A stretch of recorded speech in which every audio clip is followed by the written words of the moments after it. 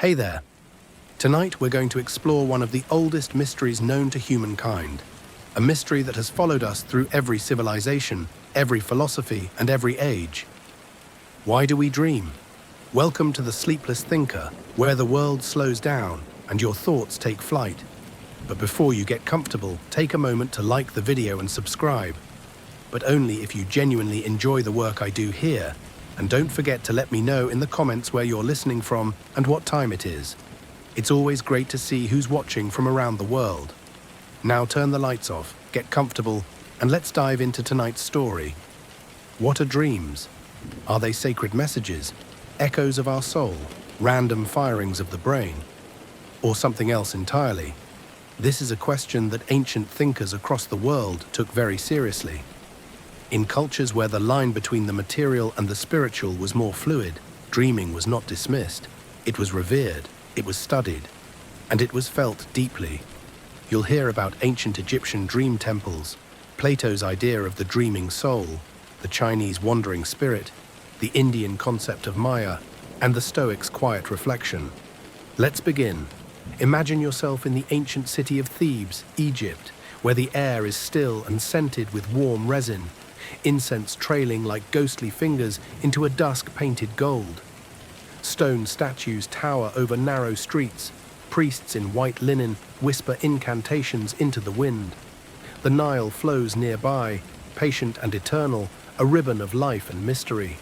This is a world where the visible and invisible are woven together, where to sleep is to enter a sacred threshold. In ancient Egypt, dreams were not private fantasies. They were doorways.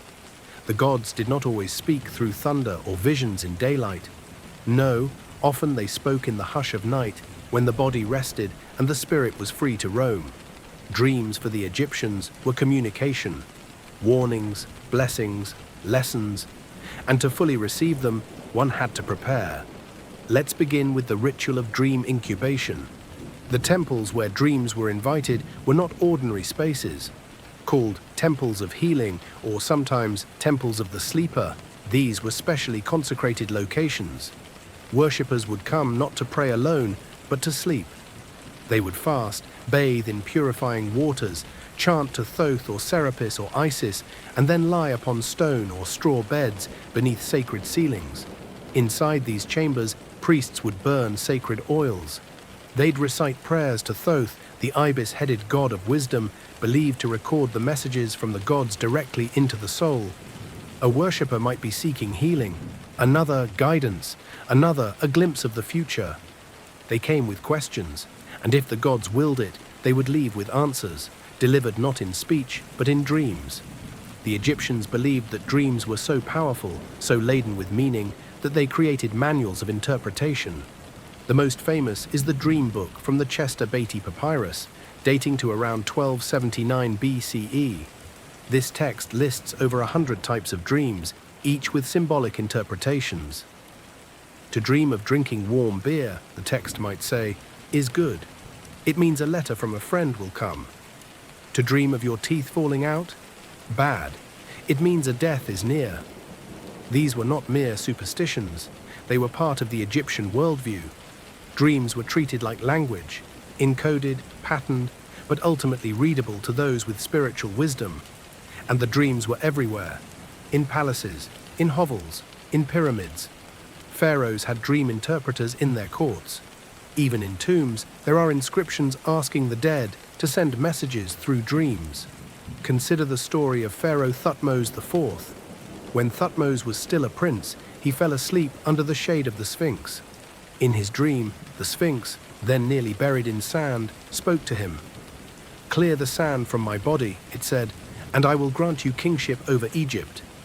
Thutmose obeyed. He unearthed the ancient guardian and soon after became pharaoh. He had the story carved into the dream stele between the paws of the Sphinx. That stele still stands today. But what of the ordinary Egyptian? A woman dreaming of crocodiles might wake and seek a priest to interpret it. A father dreaming of his deceased parents might leave an offering at their tomb. A farmer might dream of a white lotus and take it as a sign of a good harvest. Even the afterlife was dreamed. The Book of the Dead, a scroll buried with the dead, described the journey of the soul through strange and symbolic realms. The soul, or ba, would travel by night, facing gates, spirits, and riddles. These realms were dreamlike, shifting, symbolic, testing. In fact, the Egyptians believed that part of you left your body while you slept. This was the Ba, often shown as a human-headed bird. It would fly in and out through windows, visiting places, speaking with spirits, even encountering the gods. Then at morning, it would return. This explains why dreams were so vivid, so surreal. They weren't just images, they were soul journeys. Another spiritual concept, the Ka, was your life force. While the Ba traveled, the Ka remained, and the two, though separate, worked together. Dreams were where these forces moved most freely. So to dream was to step into the space between worlds. There are many stories of healing through dreams. In the temples of Serapis or Imhotep, the god of medicine, people would sleep and receive instructions. One account tells of a man with blindness who dreamt of a serpent licking his eyes. He awoke cured. Some dreams were symbolic, others direct. Take the herb that grows near the water, a god might say. Or, your pain is from the anger of your ancestor, make an offering. Dreams also played a role in law and judgment. Judges might take dreams into account during legal disputes.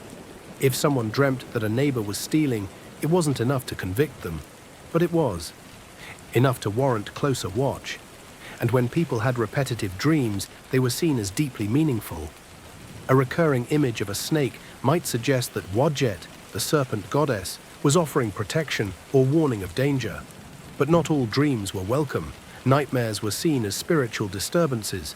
If one dreamt of chaos, fire, falling, being chased, then perhaps the spirit was imbalanced. A ritual cleansing might be needed.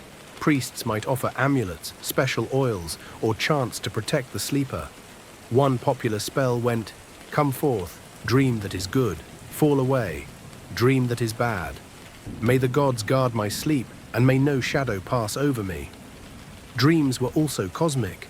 The sun god Ra himself was believed to pass through the Duat, the Egyptian underworld, each night in a kind of divine dream journey. He faced serpents, passed gates, and emerged reborn at dawn. This cycle of descent and return mirrored the experience of human dreaming. Each night, your consciousness descended into mystery, and each morning it returned, with gifts. Even today, archaeologists find beds carved into the stone floors of healing temples, simple yet ceremonial platforms for sleep. As if to say, here, sleep is holy. The Egyptian view of dreaming was not merely mystical. It was integrated into every part of life: medicine, politics, religion, family, and art. To dream was to be alive in another dimension. So tonight, as your own bar begins to rise, floating gently beyond your room, your day, your body, remember the Egyptians. Let yourself wander through pillars and firelight. Let yourself meet the god Thoth, his ibis beak gleaming beneath the moon. Let your dreams be strange. Let them be sacred. You are dreaming with the ancients now, and somewhere in the sands of time, your soul is listening. Sleep well, traveler. Let the scene now shift from the gold-drenched sands of Egypt to the silver olive hills of ancient Greece. The air is cooler here. Pine trees sway gently. The stars above are bright, scattered across the dome of night like pearls on velvet. You walk the stone streets of Athens. Torchlight flickers against marble columns. The city sleeps, but thought does not. Even in dreams, the Greeks sought understanding. To dream, for them, was not to escape reality, but to reflect it, to hold a mirror to the soul. Among the many Greek thinkers who contemplated the mystery of dreaming, one name rises like a beacon: Plato. Plato, the student of Socrates and the teacher of Aristotle, believed that reality was not what we see, but what we remember. That the world we live in is a shadow of a truer, eternal world, the world of forms. And dreams for Plato offered a curious kind of access to that world. In his famous work, The Republic, Plato describes the human soul as having three parts: the rational, the spirited, and the appetitive. During the day, the rational part rules. But at night when we sleep, especially when reason is quieted and our appetites are not restrained, our true desires are revealed. Dreams, then, are the theatre of the inner self. Here is what Plato writes. When a man is asleep, that part of the soul which controls reason, the rational part, slumbers. The wild beast in us, full of strange desires, becomes wakeful, and aroused, it goes forth to satisfy its lusts. This sounds dark, but Plato's point is not to condemn dreaming. Rather, it's to show how deeply dreams are tied to the condition of the soul. To dream is to witness yourself without censorship. Your passions, your fears, your moral battles, all played out on a stage of symbols. But Plato also leaves room for higher dreams. In his Phaedrus and Timaeus, he explores the idea that the soul existed before birth and will exist after death, that it has glimpsed eternal truths. So when you dream, you might be remembering, not imagining. You might be recalling fragments of that higher, purer world. And this brings us to a central theme in Greek thought, anamnesis or recollection. The soul, according to Plato, forgets the truth when it enters the body, but sometimes, through philosophy, through love, or perhaps through dreaming, it remembers. Have you ever dreamt of a place you've never seen, yet felt you belonged there? Or had a conversation in a dream that felt more real than waking life? These moments, Plato might say, are echoes of the form of truth. Now, while Plato gave dreams a moral and metaphysical significance, other Greeks took different approaches. Take Aristotle, for example. His approach was more observational, more grounded in the body. He believed that dreams were connected to sensations within us, that the mind, even in sleep, continued to process impressions. If your stomach was unsettled, you might dream of storms. If your heart was light, you might float through the air.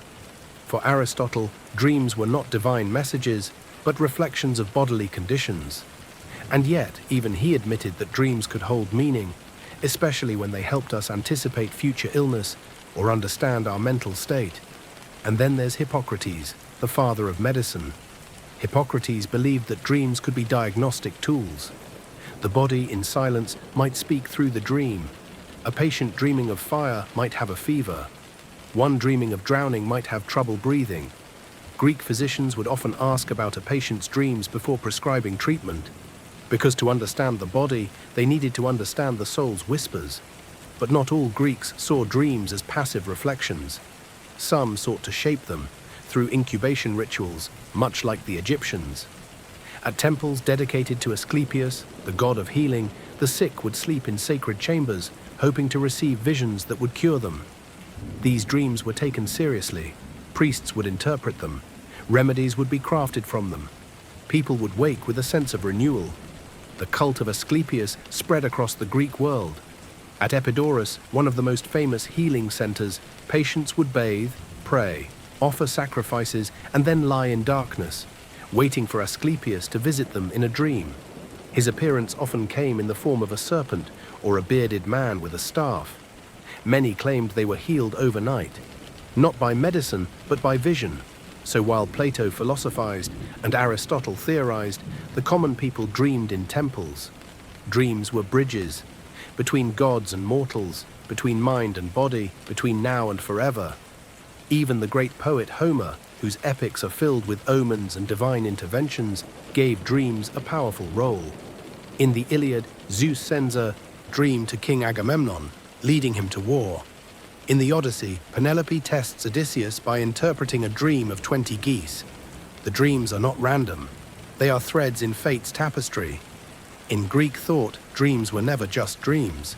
They were revelations, warnings, echoes, memories. So tonight, as you rest, think of Plato watching the stars, imagining the soul's descent and return. Think of the temple at Epidaurus, where someone centuries ago slept and was healed by a vision. Let your breath match the rhythm of ancient chants. Let your mind become the theater of truth. And as you fall asleep, consider this. If your waking life is a shadow of some deeper reality, then maybe your dreams are the light. Let us now float eastward, from the marble courtyards of Greece to the mist-veiled landscapes of ancient China. The night here is softer, more subdued. Bamboo rustles gently in the wind. Lanterns flicker outside papered windows. The scent of sandalwood lingers in the air. This is a place of quiet balance, where heaven and earth are not separate realms, but reflections of each other. To the ancient Chinese, dreams were not illusions to be dismissed, but sacred events to be observed, like clouds drifting across the moon. The most famous dreamer in Chinese history was a man named Zhuangzi, a Taoist philosopher from the 4th century BCE. His writings are strange, beautiful, and timeless, full of paradoxes, poetry, and deep, quiet wisdom. One of his most famous stories is this. Once I, Zhuangzi, dreamed I was a butterfly, fluttering freely, happy and unaware of myself. Suddenly I awoke, and there I was, solid and unmistakably Zhuangzi. But I do not know. Was I Zhuangzi dreaming I was a butterfly? Or am I now a butterfly, dreaming that I am Zhuangzi? This question is not meant to be answered. It is meant to awaken a sense of wonder. For Zhuangzi, dreams blurred the line between waking and sleeping, between the self and the world. He believed the distinction we make between real and dream is artificial. In both states we experience. In both states we believe what we see. So what makes one more real than the other? Zhuangzi's answer was deeply Taoist. The world is change. The self is fluid. To cling to any fixed identity is to fight the river. And dreams, strange, fleeting, mysterious, remind us of this truth. In the Taoist view, the soul is not a singular entity. It is a collection of energies, a harmony of forces that must be balanced. At night, one part of the spirit, known as the Hun, was believed to leave the body and travel, drifting through the realms of ancestors, gods, and cosmic forces. Dreams, then, were not mere brain activity. They were spiritual journeys. When you dreamed, your Hun wandered while your Po, the physical, body-bound soul, remained behind. This is why certain dreams felt so vivid, so charged with meaning. They were not imagined. They were experienced.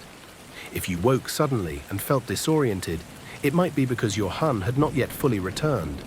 This idea led to ancient Chinese dream interpretation practices, often guided by Taoist priests or court scholars. Dreams could signal changes in fortune, imbalances in qi, or messages from the spirit world. Just as the stars were consulted before a journey, dreams were consulted before important decisions. Dream interpretation manuals appeared as early as the Han Dynasty. Entire volumes were devoted to categorizing dreams by theme, symbol, or omen. For example, dreaming of fire might mean personal transformation. Dreaming of snakes might foretell a betrayal. A clear sky in a dream might suggest harmony between one's inner and outer life. But not all Chinese views of dreams were spiritual. Some were grounded in Confucian principles. Confucianism emphasized order, duty, and the cultivation of virtue in waking life. While it did not focus as heavily on dreaming as Taoism, Confucian texts still acknowledged the role dreams could play in moral reflection. A troubled mind might produce restless dreams. A virtuous life, by contrast, might be reflected in peaceful sleep. In fact, there is a story in the Analects, the foundational Confucian text, in which Confucius laments not dreaming of the Duke of Zhou. The Duke was a sage of the past, a moral ideal. For Confucius, not dreaming of him was a sign of spiritual disconnection. So while Taoists embraced dreams as wild cosmic wanderings, Confucians saw them as signals of internal alignment, or lack thereof. The Buddhist influence in China added yet another dimension. As Buddhism spread from India to China, the dream world became not just a place of reflection, but a space of illusion. The world itself, Buddhists taught, was a kind of dream, impermanent, shifting, ultimately unreal. In Buddhist parables, dreams were often metaphors for enlightenment. One famous story tells of a man who dreamed he was a rich king with many pleasures. But upon waking, he realized it was all illusion. So too, said the Buddha, is our clinging to status, wealth, or identity. Like a dream, these things fade. The great Buddhist monk Xuanzang, who traveled to India in the 7th century, recorded his dreams in his travel journals, some of which guided his decisions and inspired devotion. Even in the monastic life, dreams held spiritual weight. And then there was Chinese poetry, rich, dreamlike, filled with moonlight, longing, and symbolic landscapes. The poet Li Bai, known for his mystical verses, often wrote of dreams. In one poem, he dreams of returning to his homeland, only to awaken with tears on his pillow. In another, he writes, "Before my bed, the moonlight glows. Like frost upon the ground, I lift my head to view the moon, then lower it and dream of home." Dreams in poetry were bridges across time and space, linking lovers, families, and memories. And in royal courts, emperors themselves paid close attention to dreams. Dreams could signal omens, both auspicious and dangerous. A dragon in a dream might signify power or divine favor. A falling star could warn of a dynasty's decline. Entire edicts were issued based on the visions of a single night. At night, the emperor might summon court dream interpreters who would consult ancient texts and astrology to decode the message. Even the Great Yellow Emperor, the mythical founder of Chinese civilization, is said to have received divine teachings in a dream, from a goddess who appeared in mist and thunder. In Chinese culture, then, dreams were not distractions. They were portals, portals to wisdom, portals to warning, portals to who we were, are, and might become. So tonight, as your eyes grow heavy and your breath deepens, let your spirit drift like the Hun, soft and free. Let your thoughts become clouds over mountain ranges, your memories, reflections in still water. And should you dream of butterflies, remember Zhuangzi, and smile at the mystery of not knowing whether you are awake or dreaming still. Now let your spirit drift across oceans and centuries to the ancient subcontinent of India, a land of sacred rivers, whispering forests, and temple bells echoing through the dawn mist. Here, dreams were never dismissed as idle fiction. Instead, they were woven deeply into the spiritual fabric of life, seen not only as messages, but as mirrors of the cosmos itself. In the Hindu worldview, reality is not always what it appears to be. This world, this life, this self you think you are all wrapped in something called Maya, a divine illusion. Maya is not simply a lie, but a shimmering veil, delicate and convincing. Through it, we live and love and struggle, but beyond it there is something truer, something eternal. And the dream world, fleeting and strange as it is, sometimes lifts the veil just slightly. The Upanishads, India's most ancient spiritual texts, speak deeply of dreams. They describe three primary states of the soul: Jagrat, waking; Svapna, dreaming; and Susupti, deep sleep. In the waking world, we engage with the material. In dreams, we roam a subtle inner landscape. And in deep, dreamless sleep, we come closest to the Atman, the unchanging self, the divine spark within. In the Mandukya Upanishad, this is laid out with almost mathematical clarity. The dreaming state is not meaningless. It's one layer of reality overlapping with others. The self exists in all three states, but is confined by none, and beyond them all lies Turaya, the fourth state, the pure consciousness that underlies and transcends all dreaming and waking alike. Here, to sleep was not to forget, but to remember. Imagine a yogi in the Himalayan foothills, wrapped in simple robes, breathing with the rhythm of the earth. He lies down, not to rest, but to travel. He practices yoga nidra, the sleep of the yogis. In this deep meditative trance between waking and sleep, visions arise, not random, but luminous. Symbols, patterns, sometimes direct messages. The boundaries of identity blur, the soul floats, and when he returns to waking life, he carries with him something mysterious, something holy. And it was not just mystics. Ordinary people too honored dreams. They might pray before bed, invoking deities such as Shiva, Vishnu, or Devi. They might leave an offering by the bedside or sleep in the courtyard of a temple, hoping for a divine vision. In fact, this practice, known as Swapna Darshan, or dream seeing, was accepted as a legitimate form of divine contact. Entire temples were built to invite dreams. Consider the concept of darshan, the act of seeing the divine and being seen in return. To see a deity in a dream was considered a powerful blessing, one that could alter the course of your life. Pilgrims would report dreams of gods offering advice, healing, or even reprimand. These weren't dismissed as fantasy. They were cherished as sacred encounters. In the Ayurvedic tradition, India's ancient medical system, dreams were also taken seriously. Just as the Greeks listened to the body through dreams, so too did Ayurvedic practitioners. They classified dreams by dosha, the body's elemental constitution, by energy blockages, by karmic imbalances. A dream of falling might point to vata disturbance. A dream of fire, too much pitta. A dream of drowning, an excess of kapha. The mind and body were not separate realms, but two surfaces of the same jewel. And then came Buddhism, born in India, offering a new perspective, more subtle, more paradoxical. The Buddha taught that this world is itself a dream, not in the sense that it is false, but in the sense that it is impermanent. Everything we cling to, possessions, titles, even our own name, will pass away, like mist at sunrise. In this view, dreams are not so different from waking life. Both are fleeting. Both can mislead. Both must be understood, and eventually, let go. There is a famous Buddhist parable.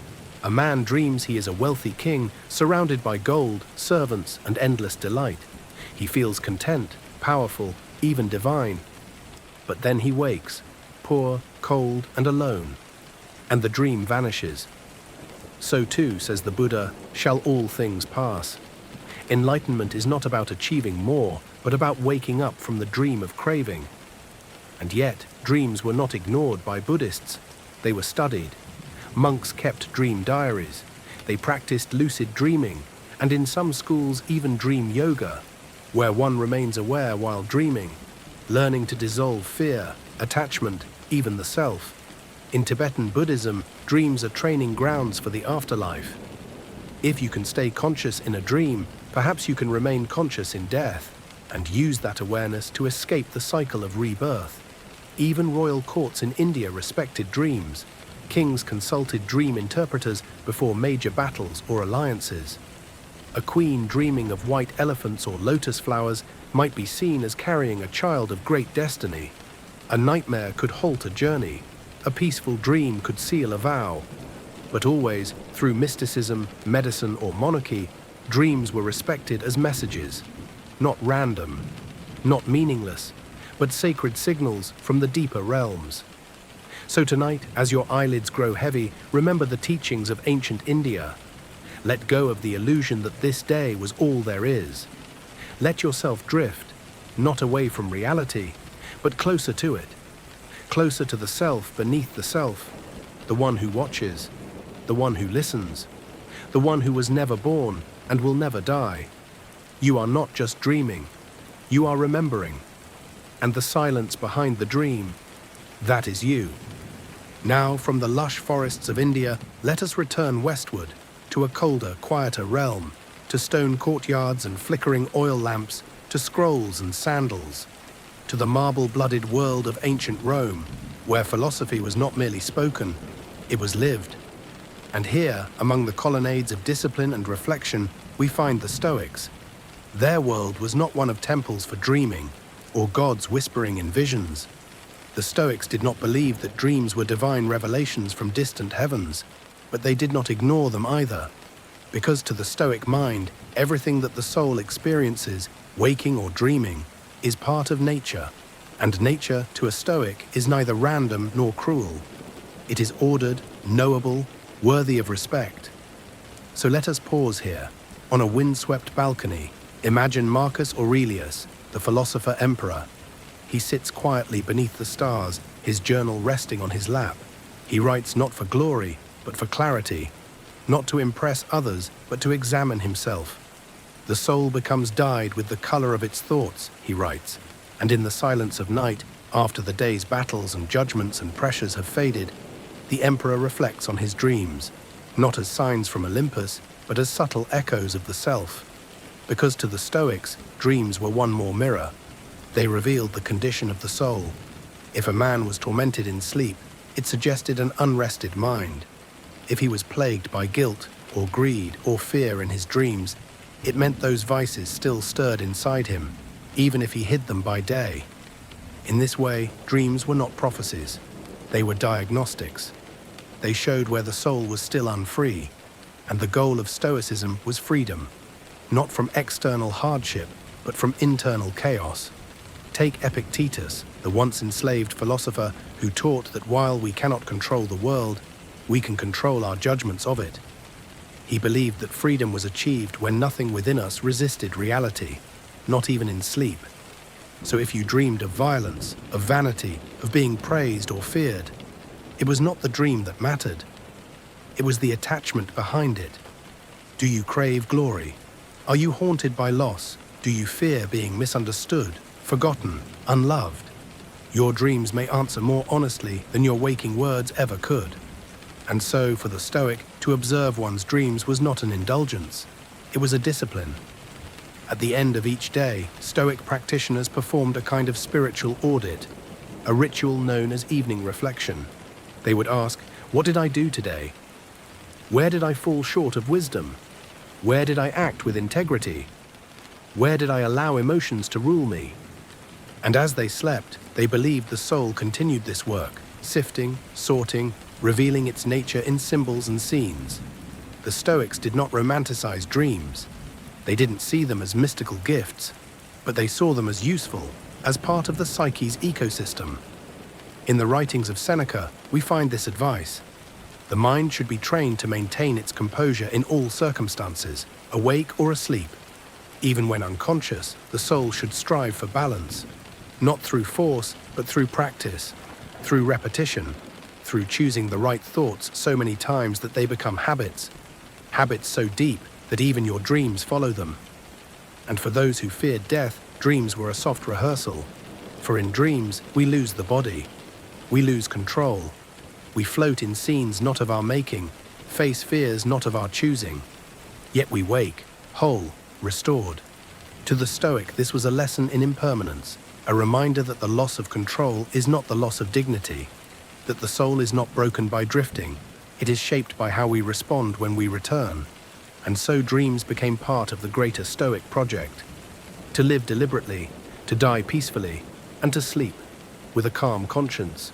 No chants, no temples, no divine visitations, only the still, quiet conversation with oneself. So tonight, as your body relaxes and your mind loosens its grip, consider what your dreams may show you, not from the gods, but from yourself. Let them come, not as signs to chase, but as reflections to witness. Let them teach you, not with fear, but with awareness, not with prophecy, but with patience. And as you sink into stillness, remember the wisdom of the Stoics. Soon you will have forgotten all things. Soon all things will have forgotten you. Before pyramids rose, before Athens spoke, before the sages of the East gave voice to illusion and soul, there was Mesopotamia, the land between two rivers, the cradle of civilization. Here, under the broad skies of what we now call Iraq, people etched clay with reeds, tracked stars across dark velvet skies, and built ziggurats that reached towards something higher than the earth. And they dreamed. In Mesopotamia, dreams were never meaningless. They were warnings, prophecies, dialogues with the gods. So sacred were these nighttime visions that they were recorded in cuneiform on tablets thousands of years before Plato would ask what was real. Imagine the city of Ur under a sky without electricity. The fires are low. The desert wind whispers through the reeds. A man sleeps in a small clay-walled home and dreams. He wakes, sweating. The gods have spoken, and tomorrow he must find someone who can read the message. The Epic of Gilgamesh, one of the oldest recorded stories in the world, contains dreams rich with terror and meaning. When Gilgamesh dreams of stars falling, of mountains collapsing, his companion Enkidu interprets them. Each symbol, each animal, each shadow, read like a divine language. "Friend, your dream is good," Enkidu says. "The mountain is not destruction, it is protection." Dreams in Mesopotamian texts were not metaphors. They were literal communication. The gods did not always speak during sacrifice or ceremony. They often waited for night when the body was quiet and the soul was open. And so dream interpretation was a serious role, one held by priests, scribes, and diviners. There were entire libraries filled with clay tablets cataloguing dreams. One such tablet from Nineveh reads, "If a man dreams of a lion, he will gain power. If he dreams of flooding waters, calamity will come to his house.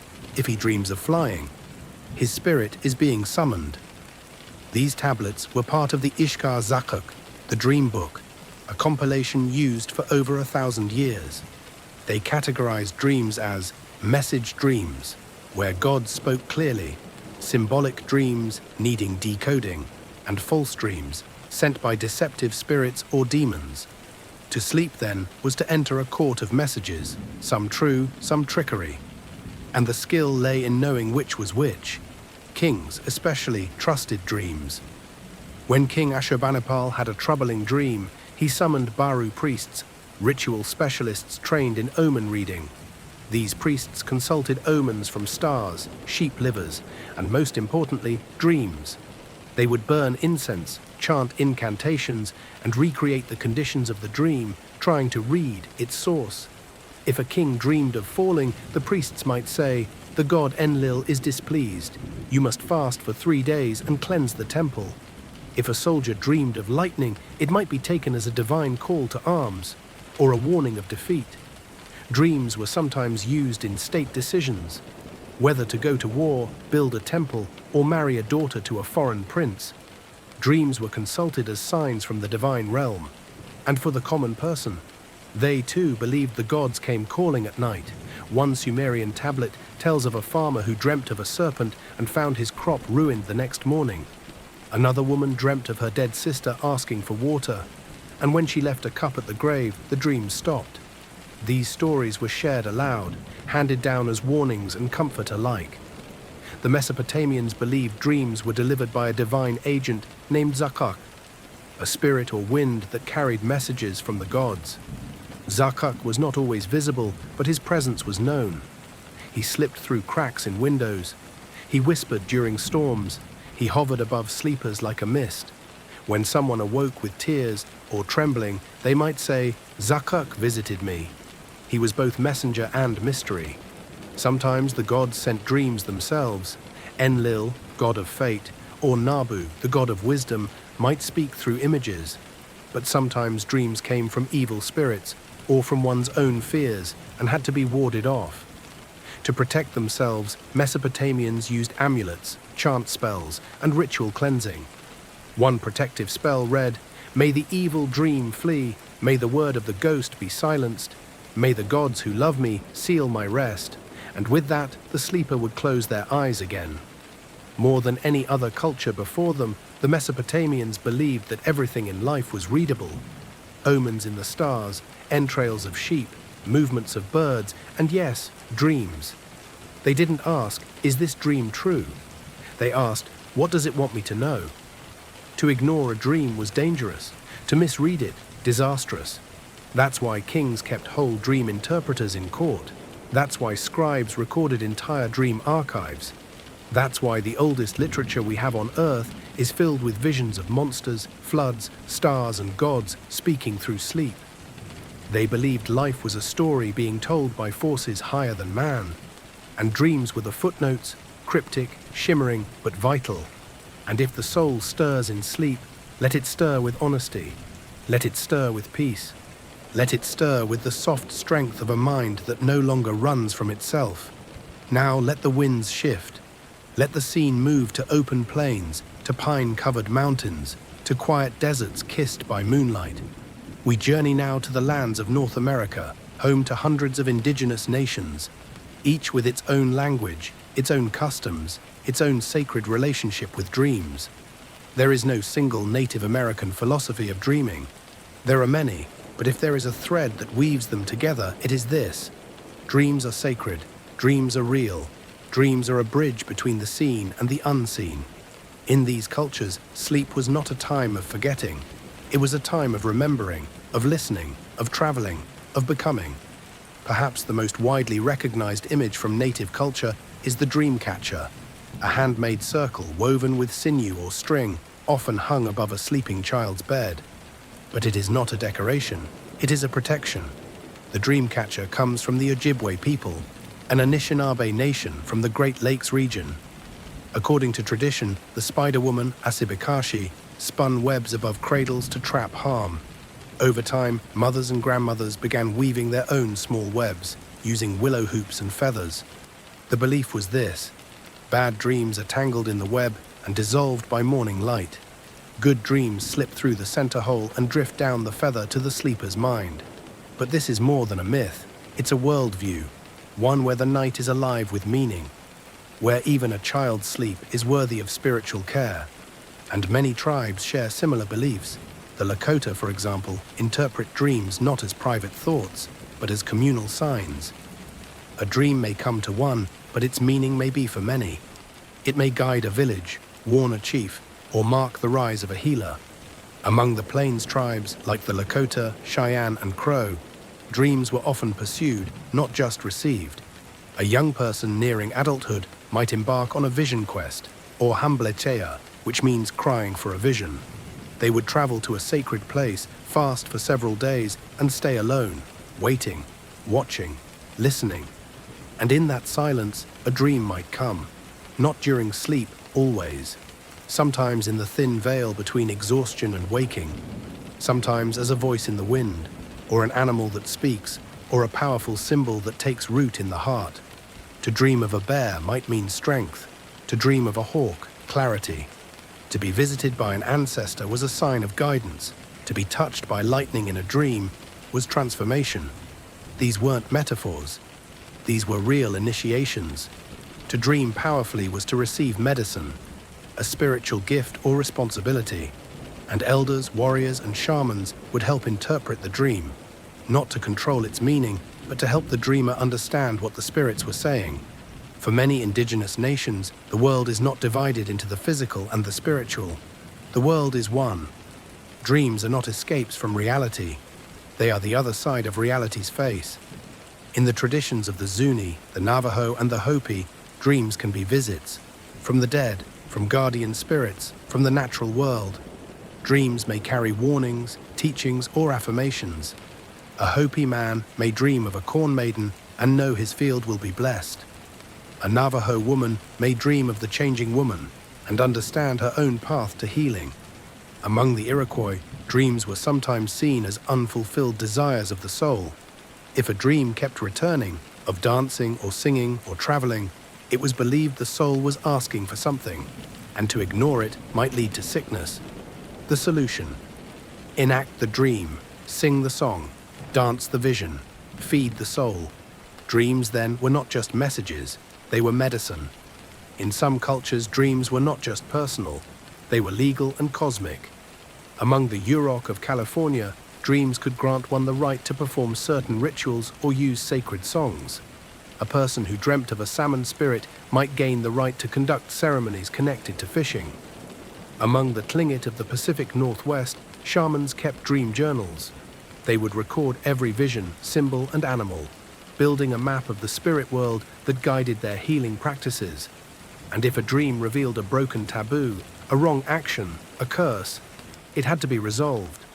Ceremony, confession, cleansing. Because dreams, if ignored, could unbalance a person's spirit, and what unbalanced one could affect all. Across so many native traditions, dreams are rooted in one essential truth. We do not live apart from the earth, we live within it. To dream is to remember that your soul is not separate from the land, that your ancestors are not gone, that the hawk circling overhead may know your name. Elders speak of dreams as walks in the spirit world, not hallucinations but travels, not fantasy but visits. And sometimes the most powerful dreams are the quietest. A single tree, a sudden silence, a feather falling from nowhere. These are not small things, they are invitations.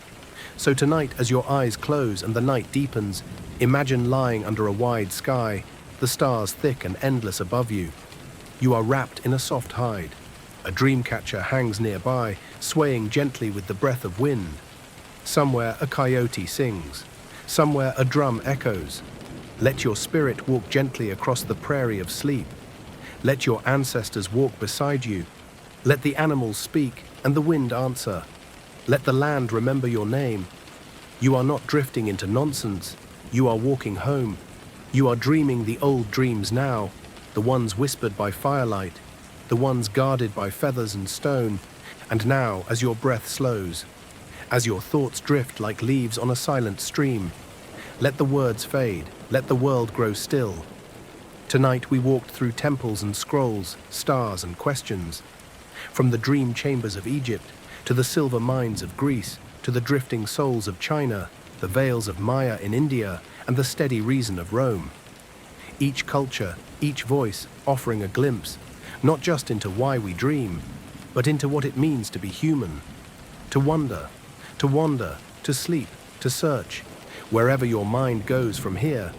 Whether you meet gods or shadows, butterflies or emperors, may your dreams be kind, and may your soul listen deeply. Thank you for spending this time with me.